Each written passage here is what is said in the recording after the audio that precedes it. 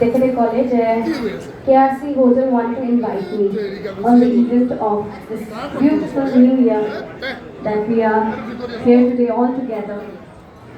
লগতে তেজপুৰ ঠাইখন মোৰ খুব প্ৰিয় আৰু সকলোৱে জানে যে আমাৰ হাৰ্টথ্ৰব জুবিন দাৰ তেজপুৰ ঠাইখন খুব প্ৰিয় আছিল।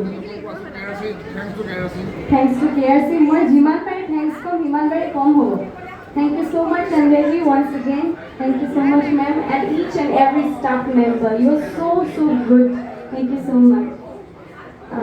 কথালৈ আহিলোঁ তেজপুৰলৈ আহিলোঁ। তেজপুৰত যিহেতুকে ইমান সুন্দৰ এখন হোটেল আছে KRC, সকলোৱে ইয়াতে আহিছে আজি এই ইভেণ্টটোত মোক মৰম দিছে, এনেধৰণে আপোনালোকে আশীৰ্বাদ দিছে। মই কৈ আছিলোঁ যে আমাৰ হাৰ্টথ্ৰব জুবিন দাৰ প্ৰিয় ঠাই হ'ল Tezpur, one of his favourite place.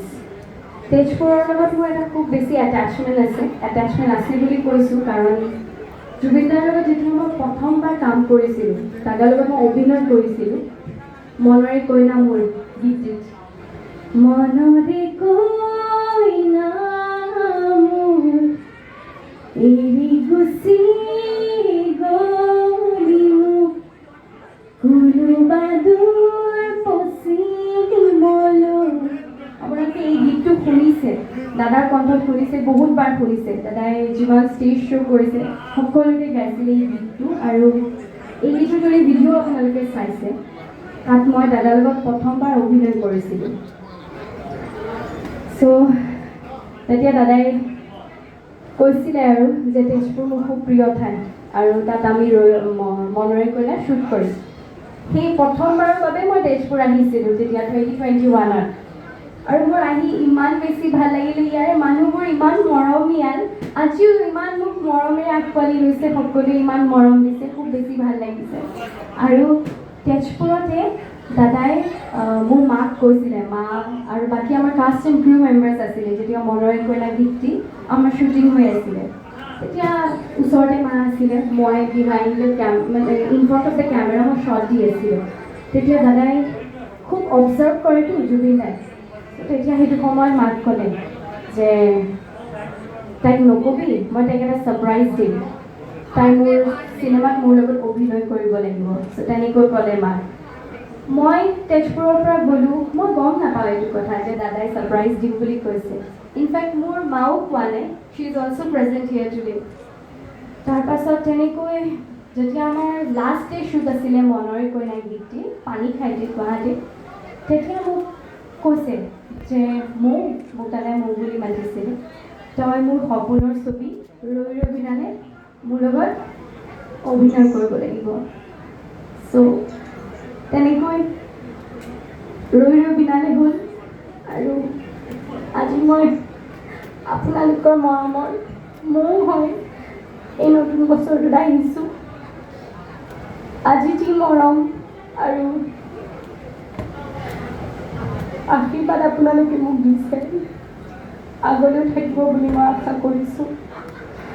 কিন্তু মই সেইবাবেই কৈছোঁ তেজপুৰ মোৰ বাবে খুব এটি প্ৰিয় আৰু স্পেচিয়েল স্থান আছে কাৰণ ইয়াৰে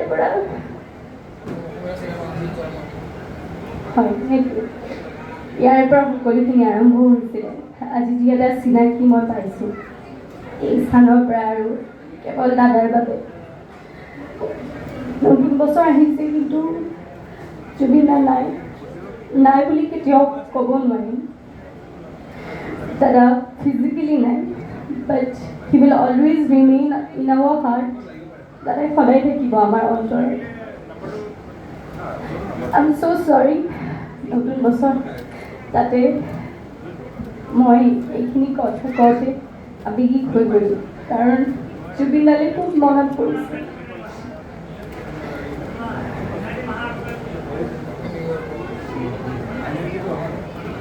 চ' সেইটো সময়তে মই মনৰে কইনা কৰি থকাৰ সময়ত ইভেন কৌশিকদাকো লগ পাইছিলোঁ। আমাৰ মনৰে কইনা শ্বুটিঙতে মই লগ পাইছিলোঁ, দাদাৰ বুটিকলৈ গৈছিলোঁ। এণ্ড খুব সুন্দৰভাৱে ডিজাইন কৰে সকলো বস্তু, কাপোৰ। আজি মই পিন্ধিছোঁ কৌশিকদাৰে। চ' খুব বেছি nostalgic, emotional plus everything is coming in my mind. মই এটাই ক'ম যে দাদা নাই বুলি মই কেতিয়াও নকওঁ, মই মানি ল'ব নোৱাৰোঁ। ইনফেক্ট মই জানো আপোনালোকে কোনো মানি ল'ব নোৱাৰে। আৰু দাদাৰ গীত, দাদাৰ কথা, দাদাৰ প্ৰত্যেকটো বস্তু আমাৰ মাজত সদায় থাকিব। সকলোকে নতুন বছৰৰ বহুত বহুত শুভেচ্ছা জ্ঞাপন কৰিলোঁ। Happy new year two is and every one. সকলোৰে নতুন বছৰটো খুব ভাল হওক and always stay happy and blessed. আৰু এইখিনিয়ে ক'ম, এজ এন আৰ্টিষ্ট সকলোৰে আশীৰ্বাদ আৰু মৰমটো সদায় লাগিব। জুবিন দা য'তে আছে আশীৰ্বাদ কৰি আছে বুলি মই ভাবোঁ। Thank you so' much. জয় জুবিন দা! জয় জুবিন দা! জয় জুবিন দা! জয় জুবিন দা! জয় জুবিন দা! জয় জুবিন দা!